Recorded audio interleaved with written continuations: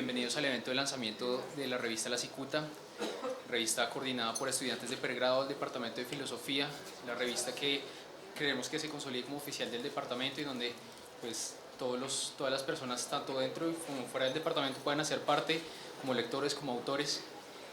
Es un trabajo que hemos realizado un equipo de 11, 12 personas a lo largo de ya lo que ha sido un año de diversas labores. Ha sido bastante entretenido, obviamente esclavizante en algunos momentos, pero sobre todo creo que hablo por todo el comité, que nos sentimos orgullosos de lo que hemos hecho y pues queremos que vean qué es lo que ha sido el trabajo de un año de trabajo.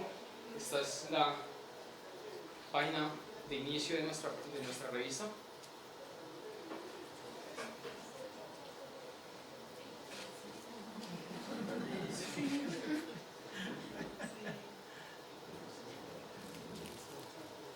En la página de inicio van a encontrar un slideshow de imágenes de nuestra imagen de portada, nuestro evento de inauguración. Vamos a ver a Santiago Castro Gómez, nuestro conferencista, hablando con Foucault. Catalina, que fue una profesora que estuvo ayudándonos, nos presentó un trabajo y que hace parte del canon de artículos. Su artículo Vida filosófica de autonomía moderna lo pueden encontrar acá. Esta es nuestra página principal, va a haber diversos artículos aquí que van a estar dentro de todo el canon. Esto es una parte. ¿Cómo está compuesta la revista? Básicamente son secciones que tienen cada una intención y que tienen cada una manera y una perspectiva de asumir el trabajo filosófico. Entonces, la sección que denominamos aquí Calami es la sección que va a ser de ensayos académicos. Para esta sección, por ejemplo, hemos dedicado, de hecho, una subsección llamada Lapsus Propedéuticos de Propedéutica, que la intención es que los autores trabajen diversos momentos o diversos problemas que son de especial dificultad en autores. Entonces, pueden servir incluso como una herramienta de referencia para la gente que está, digamos, en un curso de Hegel, quiere entender mejor cuál es el tema de la dialéctica del mundo invertido de la ley. Entonces busca, y aquí de pronto puede encontrar un artículo que algún autor haya dedicado al respecto. Entonces, este Lapsus Calami, tenemos trabajos tanto de estudiantes de filosofía de la Universidad de los Andes, de la Universidad Pedagógica, de la Universidad Javeriana, de la Universidad Nacional de Colombia, estudiantes de maestría, estudiantes de pregrado, incluso tenemos estudiantes también en la otra sección, ya les muestro. Esto es Calami, y aquí tenemos propedéutica, deducción trascendental Kant, Dasein como ser en el mundo de Cristian Rubiano, dialéctica de la ley y su inversión en Hegel, papel del cuerpo en el problema trascendental de Husserl. Tenemos una segunda sección que hemos denominado polémicos, una sección que está dedicada a... Es un espacio para columnas de opinión, pero de opinión que sea en perspectiva filosófica. Bueno, la idea es que la gente trabaje problemas que sean de interés público, de actualidad, pero que sean tratados desde una perspectiva filosófica. Entonces tenemos diversos artículos, incluso de estudiantes que son... Felipe Moreno, por ejemplo, fue el representante de la Facultad de Ciencias Sociales en el periodo anterior. Él es de Ciencia Política. Tenemos estudiantes de nuestro departamento, por supuesto, incluso miembros del comité que también decidieron hacer parte del canon de autores también. Y una sección final denominada Catarsis, Lapsus Catarsis, que la idea es que es un espacio para las propuestas estéticas, que usted tiene una fotografía, un cuento, un poema, que quiere sentar sobre la mesa en un debate, pues que sea en perspectiva filosófica, sí, pero que sea el ámbito estético también. Entonces hay unos cuentos, tenemos fotografías también.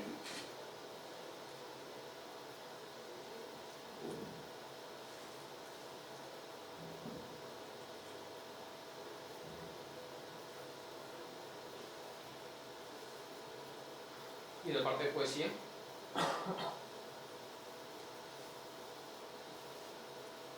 En la editorial pueden encontrar exactamente de qué se trata la revista como un proyecto, quiénes somos, quiénes consolidan este proyecto llamado La Cicuta, una editorial pues, que fue dedicada a esta primera edición.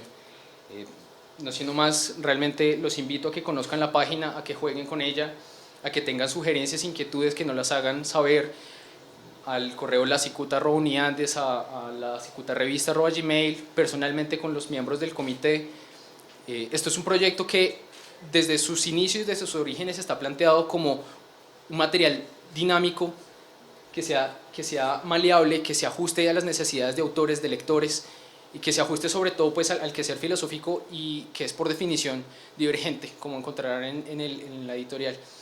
Realmente fue difícil intentar integrar tantas perspectivas, tantas intenciones diferentes que surgen alrededor de la filosofía, pero pues este es nuestro resultado, espero que les guste. Y pues le doy paso al profesor Santiago Castro, nos va a dar una conferencia titulada Michel Foucault, el oficio del genealogista. Entonces, pues adelante.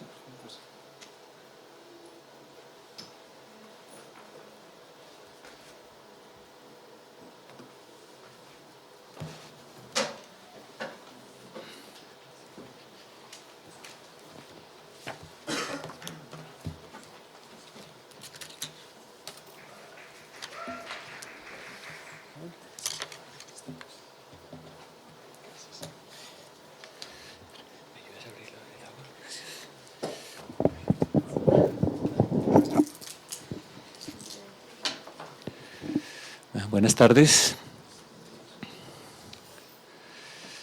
Primero quiero agradecer la invitación de los estudiantes de la Facultad de Filosofía de la Universidad de los Andes para servir como conferencista inicial del lanzamiento de esta revista. Quiero felicitarlos por esta iniciativa, de haberse organizado, de haber colocado tan buenos temas, nota muy interesante la revista, de poder compartir sus ideas e inquietudes con otros estudiantes y también con otras disciplinas. Creo que este es uno de los retos de la filosofía en Colombia, el desafío de la interdisciplinariedad. Entonces no puedo sino felicitarles por esta iniciativa.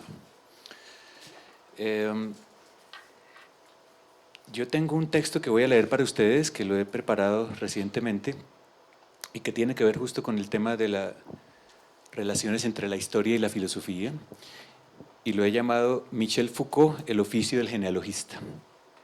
Y comienzo con un epígrafe, con una cita de Foucault. Dice Foucault: mis libros no son unos tratados de filosofía ni unos estudios históricos, a lo más son unos fragmentos filosóficos en unos talleres históricos. El diálogo entre la filosofía y la historia ha encontrado siempre numerosos obstáculos. Historiadores y filósofos parecen haber entablado un diálogo de sordos, marcado por desconocimientos recíprocos y malentendimiento de sus razones. Los historiadores sospechan que los filósofos practican una historia abstracta, desencarnada, replegada sobre sí misma, centrada vanamente en el juego de las ideas. Malestar que se manifiesta particularmente en las historias de la filosofía que se enseñan en los currículos, en las que las ideas filosóficas se presentan sin la menor preocupación de establecer relaciones con otras manifestaciones de la época, con independencia de sus condiciones de posibilidad, como si los filósofos fuesen inteligencias desencarnadas. Los filósofos, por su parte, insisten en que la historia de la filosofía es filosofía misma y que, por lo tanto, el dato filosófico goza de una especificidad conceptual que solo la filosofía misma puede desentrañar sin ayuda de ninguna de las ciencias empíricas y ciertamente tampoco de la historia. Quizás haya sido Michel Foucault uno de los grandes pensadores del siglo XX que estableció puentes entre la filosofía y la historia. Con modestia solía decir que sus libros eran fragmentos filosóficos en talleres históricos. Y ciertamente los libros de Foucault se desmarcan tanto de la historia internalista de los filósofos como del temor a la teoría y a la conceptualización de los historiadores. Obras como Historia de la locura en la época clásica, El nacimiento de la clínica, Las palabras y las cosas, Vigilar y castigar e Historia de la sexualidad se colocan en un lugar distinto tanto de la idea abstracta de historia generalmente admitida entre los filósofos, todavía atravesada por la huella hegeliana, y la idea de filosofía desencarnada generalmente entendida entre los historiadores.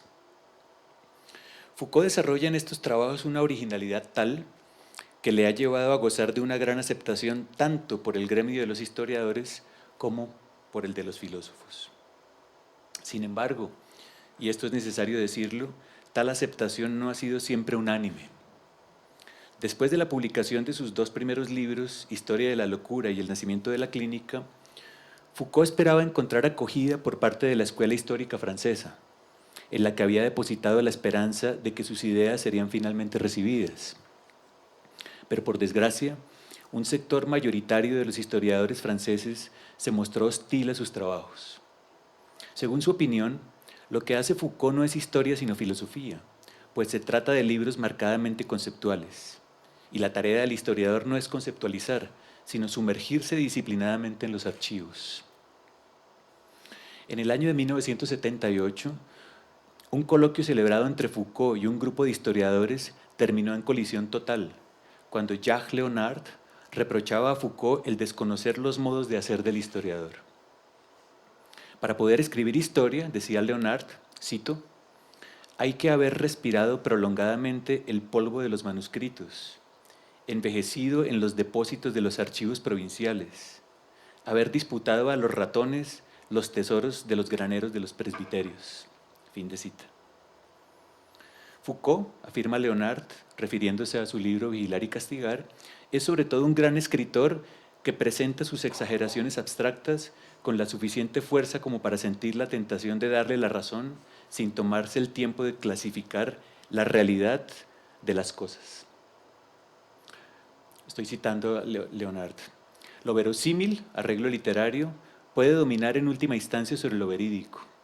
La obra es, en primer lugar, una hermosa construcción intelectual. La rigurosa exactitud de los datos importa menos. Fin de cita. Pero por parte de los filósofos, la originalidad de Foucault tampoco ha sido unánimemente reconocida. Gary Gutting, editor del famoso Cambridge Companion to Foucault y profesor de filosofía en la Universidad de Notre Dame, ha insistido en que la obra de Foucault debe ser evaluada dentro de los cánones de la historia y no de la filosofía. Pues es allí, en el campo de la historia, donde los libros de Foucault revelan toda su originalidad. La arqueología y la genealogía son verdaderas innovaciones en el ámbito de la historia, mas no en el de la filosofía, dice Gutting. No fue sino hasta después de la muerte de Foucault que los filósofos quisieron convertirlo en uno de los suyos, como lo demuestra el coloquio organizado en París en enero de 1988, que llevaba un demostrativo título, Michel Foucault, filósofo. Y de parte de los historiadores ha sido su amigo Paul Veyne quien con más fuerza ha reivindicado el valor histórico de su obra, particularmente en el ensayo de 1978 titulado Foucault revoluciona la historia. Allí constataba con entusiasmo que, cito, Foucault es el historiador completo, el final de la historia. Nadie pone en duda que ese filósofo es uno de los mayores historiadores de nuestra época, pero también podría ser el autor de la revolución científica que perseguían todos los historiadores. Fin de cita. Todavía en el año 2008 escribía Veyne lo siguiente, cito nuevamente, cuando éramos estudiantes, a principios de la década de 1950, leíamos con pasión a Marc Bloch, a Lucien Febvre, a Marcel Mauss, y escuchábamos lo que decía Jacques Le Goff, apenas unos años mayor que nosotros. Soñábamos con escribir algún día la historia tal y como la escribían ellos. Hoy sueño con jóvenes historiadores que sueñen con escribir como Foucault. Fin de cita. Quizás no sea necesario compartir el entusiasmo de Veyne para mostrar no solo el gran impacto que la obra de Foucault ha provocado tanto en historiadores como en filósofos, sino para reflexionar sobre la especificidad de sus aportes para unos y para otros. Este es precisamente el objetivo de este trabajo. A continuación quisiera mostrar que este aporte es sobre todo de carácter metodológico y lleva un nombre concreto, la genealogía. No es este el lugar para reflexionar sobre el modo en que Foucault toma este concepto de Nietzsche, y tampoco para mostrar el desarrollo que el concepto experimenta en la obra misma de Foucault y sus relaciones con otras propuestas suyas de orden metodológico, como la arqueología, por ejemplo. me limitaré a esbozar un panorama general que busca presentar qué es la genealogía en tanto método de análisis histórico-filosófico que se coloca justo en el intersticio de las dos disciplinas. ¿Qué es la genealogía? Me gustaría definirla como un programa histórico-filosófico con intenciones críticas, es decir, como una forma particular de escribir la historia que viene animada por un interés emancipatorio. Desarrollaré esta interpretación en 3 momentos. Primero, mostraré que la genealogía es una historia de la verdad. Luego analizaré su modus operandi como una historia de las prácticas y por último reflexionaré sobre la genealogía como una historia crítica del presente.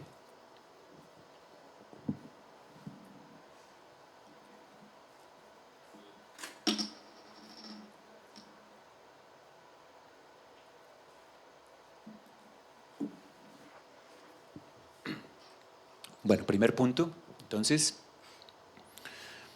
la genealogía es primero que todo una historia de la verdad. Pero, ¿puede acaso la verdad tener historia? ¿No afectaría esto la comprensión misma de lo que entendemos por verdad? A saber, un conjunto de proposiciones que no cambian con el tiempo. En la lección sobre Nietzsche, dictada en abril de 1971 en la Universidad de McGill, Foucault se propone como tarea realizar no tanto una historia de las ciencias, sino una historia del modo en que las ciencias elevan pretensiones de verdad que cambian con el tiempo. Y a esa tarea propiamente nietzscheana de pensar la historia de la verdad sin apoyarse en la verdad, Foucault la llama genealogía de la voluntad de saber. Programa que será esbozado en la conferencia inaugural en el Collège de France titulada El orden del discurso, también en 1971.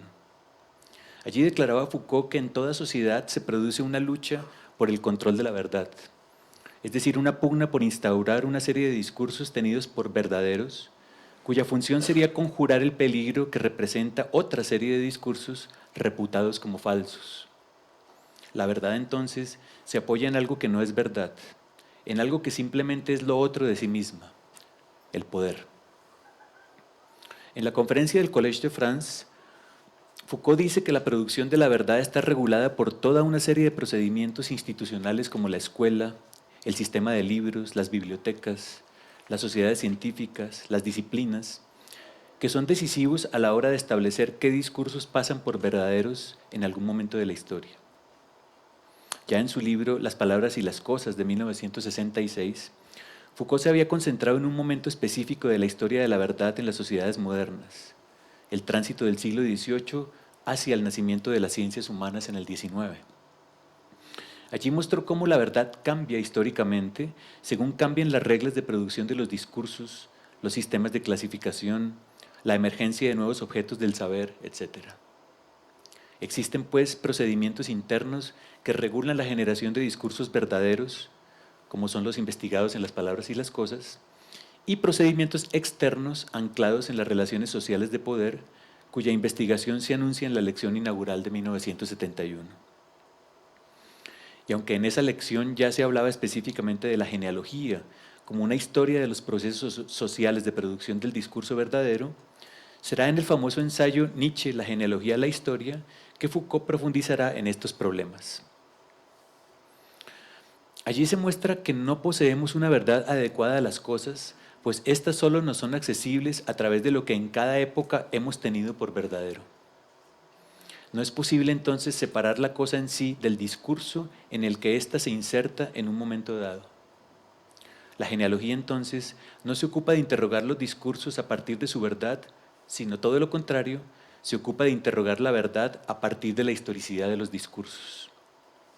La genealogía no se pregunta por el origen de los actos humanos, por el fundamento de sus discursos, pues considera que no existe ninguna constante transhistórica.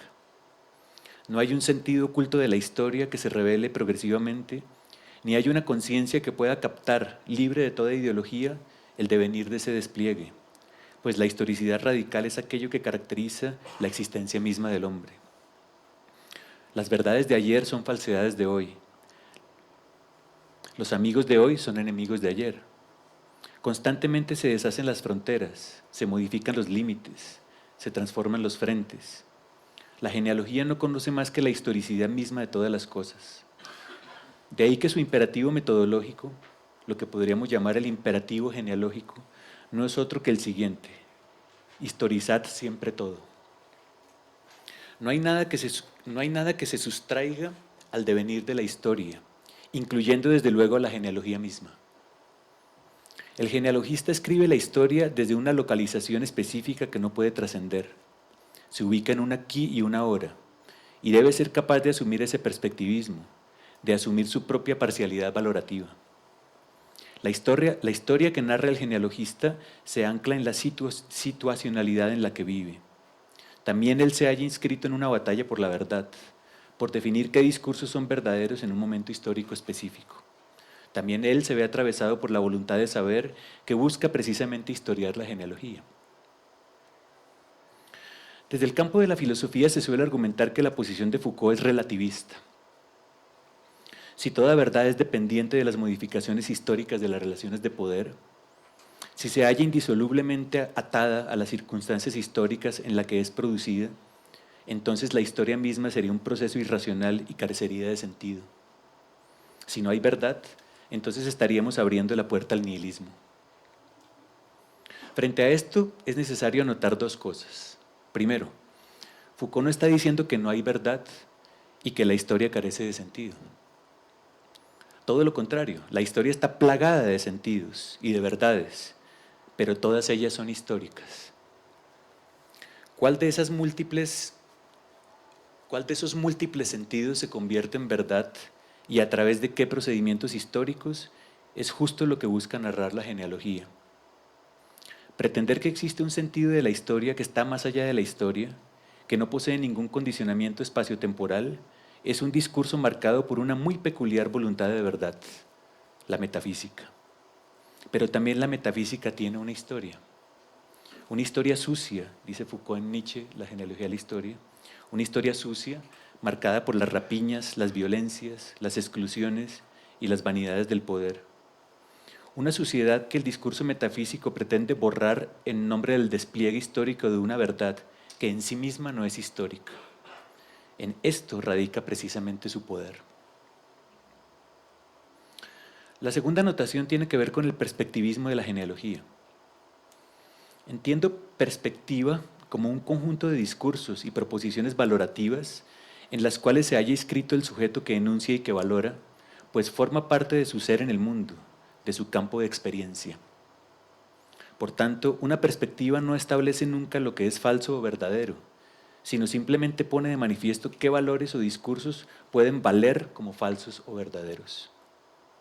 O para decirlo de otro modo, una posición que se asume perspectivista, como la de la genealogía, no se ocupa de los sistemas de proposiciones en tanto que verdaderos, sino en tanto que juegos de verdad. Es decir, se ocupa no tanto de la verdad, sino de la veridicción, de las condiciones a partir de las cuales una proposición vale como verdadera al interior de un juego de verdad específico. Digo entonces que la posición de Foucault no es tanto relativista, sino perspectivista, pues mientras que hablar de relativismo supone ya de entrada la existencia de una verdad irreductible a sus múltiples juegos históricos, hablar de perspectivismo no lo hace. Sintetizando entonces el primer punto, la genealogía es una historia de la verdad en el sentido de que investiga lo que es verdad en los distintos tiempos. Tal como lo dice Bain, para Foucault, el pasado antiguo y reciente de la humanidad no es más que un vasto cementerio de grandes verdades muertas. Pues la verdad no es otra cosa que el decir verdad, el modo en que a partir de una serie de reglas y técnicas, un discurso puede valer como verdadero en una época histórica específica. Hablamos y actuamos desde el interior de discursos, que son como peceras en las cuales nadamos, que varían a través de los tiempos, pero que en cada época algunos de ellos son admitidos como verdaderos. Y la genealogía traza la historia de esas condiciones de admisibilidad. Segundo punto.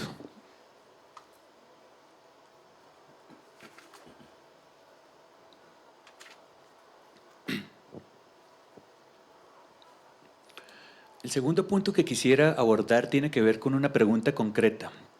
En realidad, ¿la genealogía es historia de qué? Al historiador no le bastará, sin duda, la tesis anterior de que la genealogía es una historia de la verdad. Necesitará saber cuál es el referente empírico al que se dirige la genealogía, si es cierto que es una forma de hacer historia. Foucault respondería entonces: la genealogía es una historia de las prácticas, es decir, de lo que los hombres dicen y hacen en un espacio-tiempo específico. Ahora bien, para Foucault las prácticas son positividades, es decir, que son siempre manifiestas, no son expresión de algo que esté detrás de ellas, de algo reprimido u olvidado que se manifiesta a través de ellas. Lo que los hombres dicen y hacen es siempre eso que dicen y hacen y no otra cosa.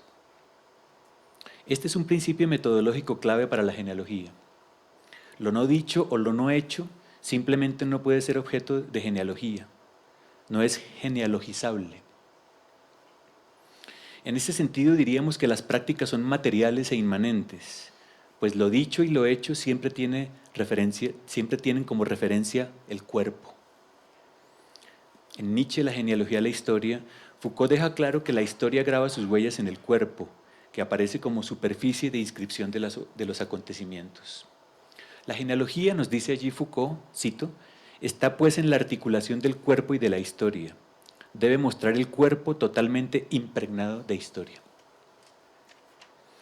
Este programa es ejemplarmente realizado por Foucault en su libro Vigilar y Castigar, donde traza la historia de las prácticas a través de las cuales son producidos unos cuerpos disciplinados, productivos, trabajadores, sanos, funcionales en suma a las dinámicas del capitalismo industrial en expansión durante el siglo XIX. ¿Qué prácticas son las que mira Foucault en este libro? Prácticas de tortura, de encierro, de confesión, prácticas pedagógicas, prácticas de encauzamiento de la conducta, prácticas laborales, de rendimiento económico. Todas estas prácticas se encuentran en el cuerpo, su superficie de inscripción. Es importante señalar que para la genealogía, todas estas prácticas son estrictamente rastreables a partir de archivos. El genealogista trabaja con documentos al igual que el historiador, y en ellos busca el registro de lo que se hacía o decía en un momento dado de la historia. Reglamentos de escuelas y de fábricas, manuales de higiene, cartillas de educación cívica, textos escolares, expedientes judiciales y hospitalarios, actas policiales, material fotográfico y audiovisual, etc. Este es el archivo que nos da acceso a la materialidad de las prácticas. Y a partir de ahí viene un segundo momento, llamémoslo hermenéutico o interpretativo, en el que el genealogista intenta desentrañar el modo de articulación de las prácticas y su funcionamiento. Desde el punto de vista metodológico, es preciso señalar que la genealogía es un ejercicio nominalista, en el sentido de que no busca derivar las prácticas de ningún tipo de universal. En la clase del 10 de enero del 79, correspondiente a su curso Nacimiento de la Biopolítica, Foucault decía a sus estudiantes lo siguiente, cito, en vez de partir de los universales para deducir de ellos unos fenómenos concretos, o en lugar de partir de esos universales como grilla de inteligibilidad obligatoria para una serie de prácticas concretas, me gustaría comenzar por estas últimas y, de algún modo, pasar los universales por la grilla de esas prácticas. Fin de cita. Esto significa que el análisis genealógico no comienza con universales tales como la locura, la sexualidad, el sujeto, el Estado, sino con una serie de prácticas a partir de las cuales se van a formar esos universales. La locura, por ejemplo, no es un fenómeno que preexiste históricamente a prácticas como el internamiento o el examen psiquiátrico. No existían locos antes de esto. Lo que analiza Foucault es el modo en que la experiencia de la locura es efecto de unas prácticas históricas concretas y no un fenómeno transhistórico que existía desde la antigüedad, pero que apenas fue entendido por la ciencia moderna. Igual ocurre con la sexualidad. Según Foucault, no hay sexualidad antes de la emergencia de un conjunto de prácticas como la confesión, la medicalización de la familia, la clasificación de desviaciones mentales, el gobierno de la vida de las poblaciones, todas ellas aparecidas entre los siglos XVIII y XIX en Europa. La historia de la sexualidad que escribe Foucault no es entonces la historia de un mismo fenómeno, la sexualidad, que habría tenido diferentes comprensiones históricas, sino la historia del modo en que emerge ese fenómeno en el siglo XVIII. Los griegos no tenían sexualidad, sino afrodisías, y los cristianos tampoco conocían la sexualidad, sino la carne. La sexualidad es una experiencia enteramente moderna. Tenemos entonces que si los universales deben ser pasados por el colador de las prácticas y no lo contrario, el modus operandi de la genealogía se hace claro. En lugar de trazar una historia de las mujeres, por ejemplo, de lo que se trata es de trazar una genealogía de las prácticas de mujerización. En lugar de una historia de las razas, una genealogía de las técnicas de racialización. En lugar de una historia de las clases sociales, una genealogía de las prácticas de enclasamiento. En lugar de una historia del Estado, una genealogía de los procesos de estatalización. Esto debido a que para la genealogía, las mujeres, las razas, las clases o el Estado no son fenómenos universales de los cuales uno podría trazar su historia, sino el efecto histórico de unas prácticas sociales muy específicas. Historia pues de las prácticas y no de sus correlatos. Para los que temen que este tipo de historización le abra la puerta al irracionalismo y al nihilismo, habría que decir dos cosas. Primero, Foucault no está diciendo que los universales no existen. Lo que está diciendo es que la historia que la genealogía narra no es la de los universales, sino la de los efectos de universalización. Tales efectos existen efectivamente, pero tienen una historia. Para la genealogía, en la historia no se juega el ajedrez con figuras eternas, el rey, la reina, el alfil, el caballo. Más bien, estas figuras, tenidas por universales, son el resultado de los cambios históricos de las reglas de juego. Los universales no son otra cosa que la cristalización resultante de unas técnicas de poder generadoras de normas. Y aquí viene precisamente la segunda cosa. Para la genealogía siempre hay reglas de juego, siempre hay normas. Las prácticas que estudia la genealogía nunca son irracionales, porque se hallan articuladas entre sí conforme a reglas. Justo en esto consiste el segundo momento interpretativo de la genealogía que mencionábamos antes. Tratar de desentrañar cuál es la racionalidad de un conjunto de prácticas. O para ponerlo en el lenguaje de Foucault, cuál es la racionalidad de un dispositivo. El dispositivo no es otra cosa que el régimen de las prácticas, aquel conjunto de reglas que las mantiene funcionando juntas durante un cierto periodo de tiempo. En este sentido, y tal como lo vio Deleuze, la genealogía de Foucault sería una filosofía de los dispositivos. El dispositivo de sexualidad, por ejemplo, es el conjunto de reglas que articula una multiplicidad de prácticas en sí mismas singulares, como las campañas antimasturbatorias, el tratamiento de las mujeres histéricas, la penalización de las conductas homosexuales, la higienización de los espacios públicos, el emplazamiento de espacios disciplinarios, etc. Todas estas prácticas, que en principio nada tienen que ver las unas con las otras, quedan engarzadas en la racionalidad de un dispositivo que las hace funcionar juntas, que las ensambla en un solo conjunto. La acusación de irracionalidad que usualmente se lanza contra la genealogía carece de sustento. Si hay algo que hace la genealogía es precisamente ocuparse de la racionalidad inmanente de las prácticas.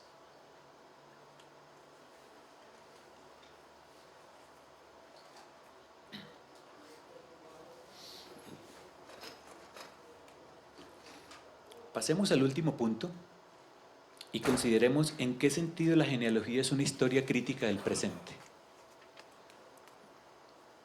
¿Acaso la historia por definición no es algo que se refiere al pasado? Conforme a lo ya dicho en los dos puntos anteriores, pareciera claro que, a diferencia de la metafísica o de la antropología filosófica, la genealogía no se ocupa de constantes transhistóricas que sean constitutivas de la naturaleza humana. El hombre es un ser radicalmente histórico. Como lo diría Ortega, el hombre no tiene naturaleza, sino que tiene historia. Todos aquellos universales que creemos son esenciales a nuestro modo de ser presente, la clase, la raza, el género, las identidades sexuales, culturales, etc., tienen una historia. Su existencia no es necesaria, no está anclada en la naturaleza de nada. Aparecieron en algún momento de la historia como efecto de configuraciones específicas de poder y se modifican e incluso desaparecen cuando esas configuraciones van cambiando con el tiempo. No hay nada que sea tan estable como para definirnos esencialmente, pues las cosas humanas, tal es la constatación de la genealogía, carecen de fundamento. Algunas de esas variables pueden ser de larga duración, pueden tener una temporalidad que rebasa con mucho la duración de una vida individual, pero en todo caso son pasajeras, son históricas. Cuando en su texto ¿Qué es la ilustración?, Foucault pregunta ¿quiénes somos nosotros hoy en esta actualidad que nos ha tocado vivir? La respuesta solo puede ser genealógica. Estamos hechos de un conjunto de líneas, de fuerzas, de verdades, de técnicas de gobierno que han emergido en el pasado y que nos atraviesan en el presente. No somos una sola cosa, somos legión. Y la genealogía narra precisamente la historia de todos esos materiales dispersos que nos componen. La genealogía opera en este sentido como una historia del presente. Al trazar una cartografía de las prácticas que emergieron en el pasado, el genealogista no se comporta como un historiador de formación, pues no le interesa el pasado en tanto que tal, le interesa entender por qué nos comportamos como lo hacemos en el presente. ¿Por qué hacemos lo que hacemos y decimos lo que decimos hoy? Si Foucault remite su genealogía del dispositivo de sexualidad hasta la antigüedad griega y romana, remontándose 2500 años en el pasado, no lo hace con la misma mirada que lo haría un helenista o un latinista de profesión. No le interesa tampoco entender si los griegos vivían satisfactoriamente su sexualidad, si se trataba de una sociedad tolerante y permisiva, si la heterosexualidad y la homosexualidad eran vistas como prácticas igualmente aceptadas. Lo que le interesa, por el contrario, es remitirse a una época histórica en la que ninguna de estas cosas que forman parte de nuestro paisaje contemporáneo existían todavía. No existía la homosexualidad, ni la tolerancia, ni la heterosexualidad entre los griegos. Lo que hace la genealogía es resaltar la historicidad y la contingencia de todo aquello que consideramos hoy como parte esencial de nuestra experiencia, contrastándola con un mundo histórico en que esa experiencia no existía todavía. Lo que somos hoy es un producto de la historia, un resultado de prácticas históricas y no algo que existe de manera natural. La genealogía opera como una historia del presente en la medida en que contrapone la continuidad de nuestra experiencia contemporánea a la discontinuidad de un tiempo en el que la experiencia era otra completamente distinta. El objetivo es que comencemos a tomar distancia de nosotros mismos, tomar distancia de la naturalidad con la que vivimos nuestra propia experiencia. Es en este sentido que nos referimos a la genealogía como una historia crítica del presente. Crítica en el sentido de que permite una desfamiliarización con aquello que somos, una puesta entre paréntesis de aquello que tenemos por natural. La genealogía es un ejercicio de desnaturalización de aquello que somos en el presente. Es una crítica de los valores que nos constituyen, en la medida en que, como diría Nietzsche, se pregunta por el valor de esos valores. No obstante, una vez más desde el campo de la filosofía han sido muchas las voces que le niegan a la genealogía cualquier capacidad crítica. El argumento que normalmente se esgrime es el siguiente: una teoría, para ser crítica, debe poder ser capaz de mostrar cuáles son los criterios normativos a partir de los cuales se realiza la crítica. Es decir, una crítica en sentido estricto tendrá que ser crítica normativa o no lo será en absoluto. No es posible realizar una crítica en sentido filosófico si antes no se ponen sobre la mesa los criterios normativos a partir de los cuales se cuestionan las normas morales o las instituciones políticas. Y la genealogía, se argumenta, no es capaz de hacer estas cosas. No basta con determinar cuáles son las condiciones históricas de emergencia de un valor, de una institución, de una práctica cualquiera, para establecer críticamente su legitimidad. Por eso, la genealogía es incapaz de decirnos cuáles son los criterios morales que nos permiten oponernos a un poder, rechazar un valor, establecer un juicio frente a determinada práctica política, etc. Y sin esta claridad normativa, la genealogía deviene un simple acto performativo, decisionista, retórico, antiilustrado, que no puede ofrecer alternativas posibles a lo ya dado. Responder estas objeciones sobrepasa el tiempo disponible y la temática misma abordada en este trabajo. Baste decir un par de cosas. Lo primero es que al final de su vida, Foucault mismo estableció una conexión directa entre sus propios trabajos genealógicos y la tradición crítica de la Aufklärung.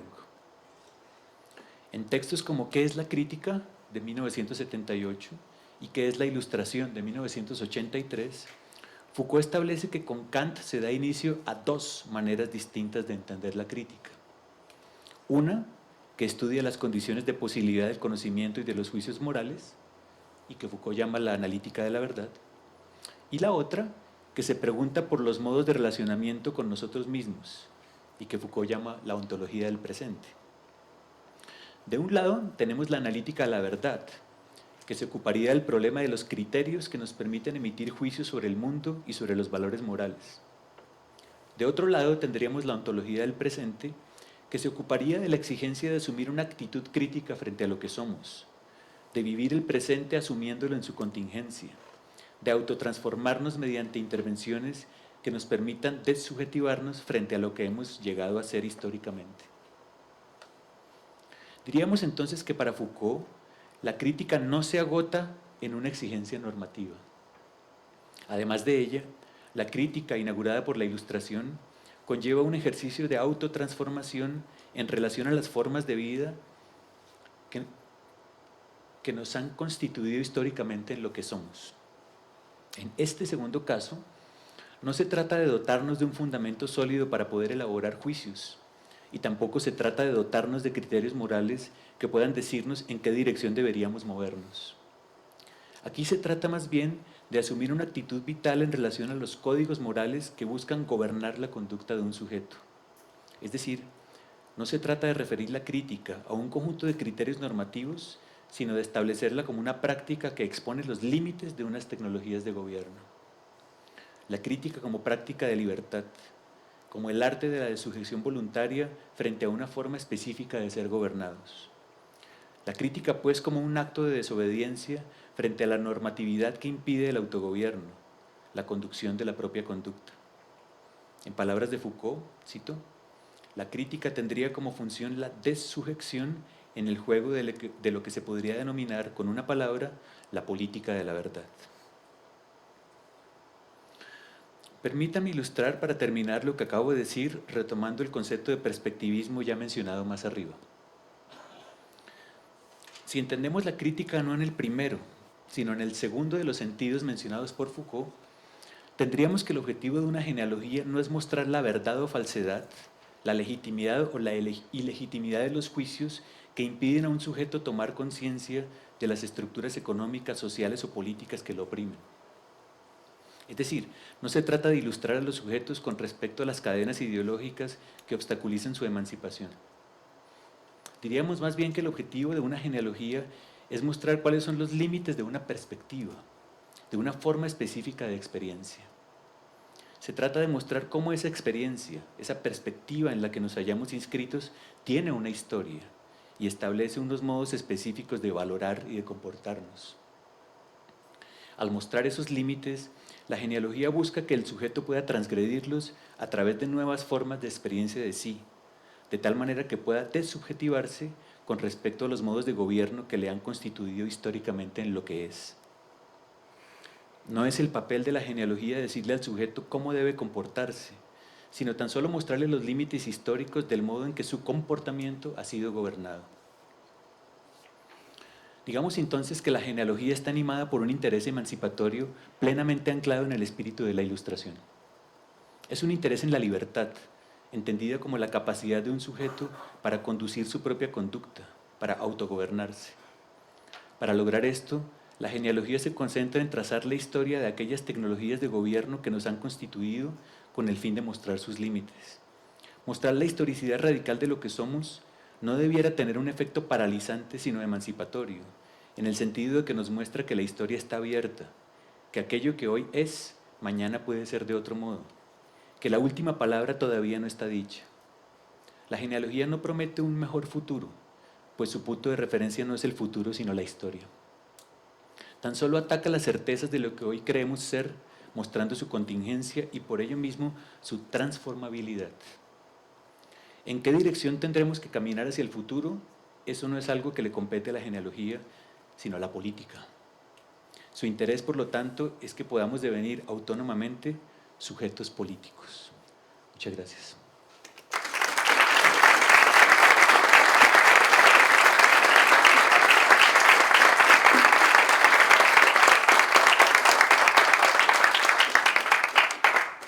Muchísimas gracias, profesor. ¿Preguntas tenemos o comentarios a la ponencia que acabamos de escuchar?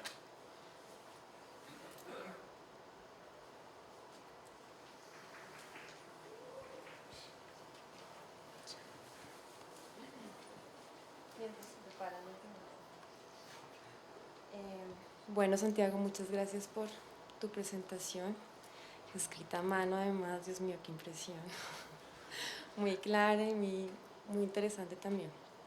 Yo tengo una pregunta que tiene como dos aristas. La primera parte de la pregunta es, pues tiene que ver con la parte final de tu presentación, con la noción de emancipación que está en juego allí. Me gustaría que pudieras ahondar un poco más en qué sentido ves esa noción de emancipación vinculada aún con la Aufklärung, pues con la tradición ilustrada, sobre todo teniendo en cuenta la manera en que se podría repensar la libertad tras la empresa genealógica misma, ¿no? Porque obviamente la empresa genealógica supone el cuestionamiento de un sujeto soberano que pueda autoproducirse con plena soberanía o autodeterminarse. Entonces ahí también está en juego una cierta crítica de la noción de autonomía, como se entendía desde la Aufklärung. Y la otra parte de la pregunta es cómo se conecta esa dimensión que entiendo más ética, emancipatoria en un sentido ético de transformación de sí, con la apuesta política, digamos, es como algo que dejas insinuado, pero me gustaría ver mejor cómo ves como las prolongaciones políticas de esa apuesta ética. Preguntas de seminario, ¿no? Bueno, gracias. Bueno, la primera pregunta tiene que ver directamente con un proyecto en el que estoy en este momento involucrado, que es el proyecto de poner a dialogar a Foucault con la Escuela de Frankfurt, y específicamente a Foucault con Horkheimer, sobre todo con el primer Horkheimer, que es el Horkheimer que genera este concepto de teoría crítica de la sociedad.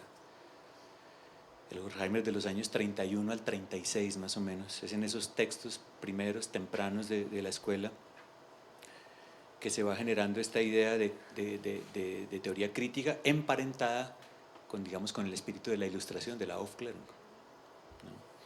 Y que tiene que ver con esta idea de que la crítica tiene un sentido emancipatorio, en el sentido de que lo que busca la crítica es que la sociedad pueda deshacerse o por lo menos desprenderse de una serie de mecanismos de poder que impiden la libertad, que impiden las prácticas de libertad. Digamos, esta es una idea muy clara en Horkheimer, en el primer Horkheimer, y lo que yo estoy tratando de hacer ahora es tratar de poner a dialogar el último Foucault, o sea, el Foucault a partir del 78, que es el que entronca su proyecto en la tradición crítica de Kant, cosa que no había hecho o no estaba antes tan claro el 78, pero habría que ver si, aunque no estaba claro si estaba, este último Foucault con esa tradición de la teoría crítica. Entonces, por eso que estoy ensayando aquí esto de la idea de la crítica como actitud emancipatoria, ¿no? Yo sé muy bien que esto de emancipación no gusta mucho digamos, en ciertos círculos ortodoxos Foucaultianos, ¿no? Que uno habla de emancipación porque eso trae como ciertas remembranzas, ciertos recuerdos marxistas, ¿no? Pero digamos estoy tratando de ver cómo voy avanzando en esto, ¿no? Tengo algunas ideas, pero digamos tendría que ponerme a explicitar esto mucho más y ahora creo que no lo vamos a poder hacer. Eso en cuanto a la primera pregunta. En cuanto a la segunda, la cuestión de la estética de la existencia, ¿no? En realidad hablé del último Foucault, de la cuestión de la autotransformación, del cuidado de sí, de la relación de sí consigo. Bueno, yo creo que esto normalmente se suele entender, o por lo menos algunos críticos de Foucault suelen entender este último Foucault como un Foucault individualista, de pronto ligado o resonando por lo menos con cierta idea liberal de la libertad, ¿no? Ahora bien, yo creo que no, yo creo que el problema de esto de la relación de sí consigo, de la estética de la existencia, tiene que ver, a mi juicio, con la producción de una posición de sujeto. Una posición de sujeto que cualquiera puede ocupar, ¿sí? que es universalizable, digamos, que es potencialmente universalizable. Es decir, en la medida que un individuo es capaz de tener una relación de sí consigo, de gobernarse a sí mismo de un modo distinto a cómo ha sido gobernado históricamente, digo yo, eso tiene la potencia de crear una posición de sujeto, una posición que cualquier otro puede ocupar. ¿Sí? Y en ese sentido yo veo la dimensión política del último Foucault. Una posición que es potencialmente universalizable. Esto desde luego no está en Foucault, pero ya que me lo preguntas, esto es parte también del trabajo que quiero hacer entre el primer Horkheimer y el último Foucault. ¿Alguna pregunta de ustedes por ahí?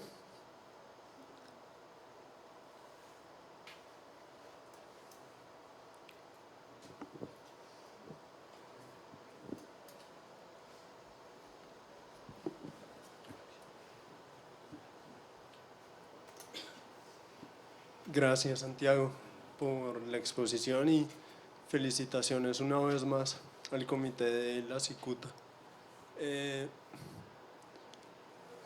Pues tú decías que no querías insistir un poco más en la primera pregunta de Laura, pero pues dado que tenemos el tiempo,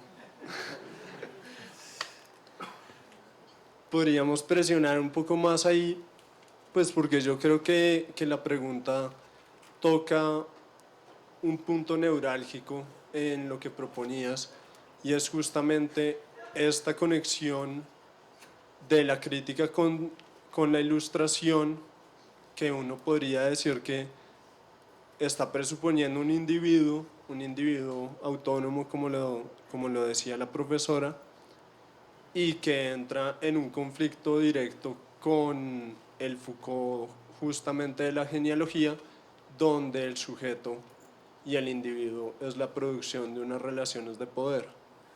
Entonces no sé muy bien cómo estás pensando en articular eso.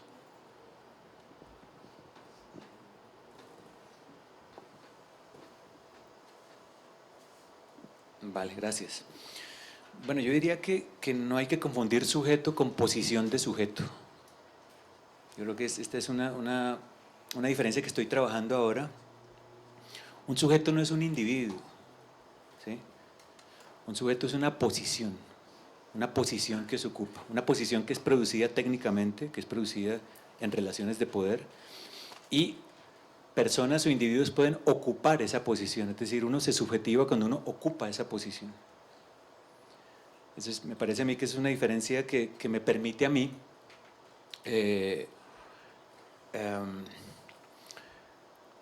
ligar, desmarcarme de un lado, como lo hizo Foucault, del concepto de sujeto soberano, pero al mismo tiempo entroncar el proyecto político de Foucault con la tradición ilustrada.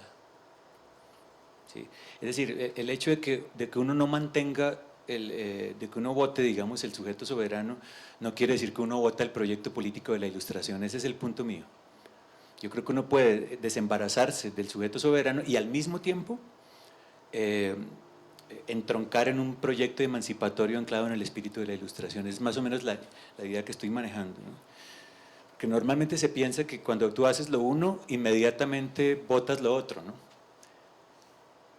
Que cuando votas el sujeto soberano, inmediatamente votas el proyecto de la Aufklärung. Y yo diría que no, yo diría que habría que hacer una lectura fuerte, profunda ahí para poder desligar las dos cosas, para poder desligar el sujeto soberano, que uno yo estoy de acuerdo con Foucault en eso, de desembarazarse del sujeto soberano, pero al mismo tiempo mantener un vínculo emancipatorio con el proyecto de la ilustración. igualdad, libertad, fraternidad, digo, con este tipo de valoraciones históricas, que no son trascendentales, son históricas, que nacen en la modernidad, ¿no? Con la modernidad. Pero bueno, como te digo, eso hay que, esa lectura estoy en proceso de hacerla, ¿no? Por eso no me quiero explanar mucho en esto, ¿no? Pero digamos, esa es la dirección que quiero compartir con ustedes de lo que estoy investigando. Ese es como el horizonte que me gustaría seguir en mi lectura de Foucault. Me gustaría hacer a propósito un comentario. En ese sentido, utilizar la genealogía de pronto como una suerte de herramienta que nos permita evaluar esos límites de la Aufklärung y evaluar esos límites en las que este proyecto puede ser comprendido como una apuesta bien por la reafirmación o por una crítica sobre el sujeto presente que se es y una búsqueda precisamente por el cuidado de sí en la medida en que nos permite entonces conformarnos de una manera diferente a la que estamos determinados por unas ciertas técnicas de poder y unos ciertos dispositivos. Más o menos esa es la línea, usar la genealogía como esa herramienta que nos permite marcar los límites de la Aufklärung y rescatar eso que queda en los términos precisamente de la genealogía. ¿Sí? Sí, digamos, la crítica siempre tuvo como tarea señalar los límites desde Kant, ¿sí? La tarea de Kant fue señalar los límites del conocimiento, los límites de lo que se puede conocer, pero para no transgredirlos, ¿no? Porque si se transgreden, entonces la razón cae en una serie de aporías, una serie de cosas que no puede resolver. Pero en el caso de la genealogía, la tarea crítica es también señalar los límites, en la tradición crítica, pero para transgredirlos, ¿sí? Es los límites de lo que hemos llegado a ser, señalar esos límites, pero para ir más allá de ellos, y ahí está también la dimensión política del asunto, ¿no? Que la tarea es señalar esos límites, pero no para no transgredirlos como en la primera tradición crítica de Kant que señala Foucault, sino como en la segunda. Se señalan los límites, pero para ir más allá de ellos, para generar nuevas formas de vida.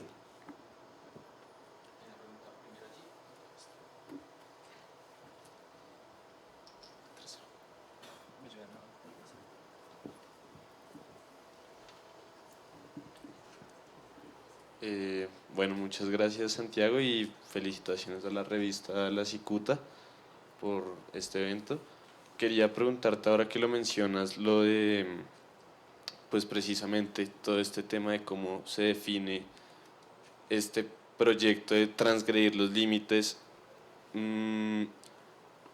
pues se me ocurre preguntar cuál es el papel del intelectual, del teórico, que se encarga de genealogizar y digamos cómo esto se puede articular con un proyecto pues práctico, o cómo se está entendiendo la teoría también como una práctica de esa transgresión, o cómo se da ese diálogo entre eso que tradicionalmente se ha separado, que es teoría y práctica.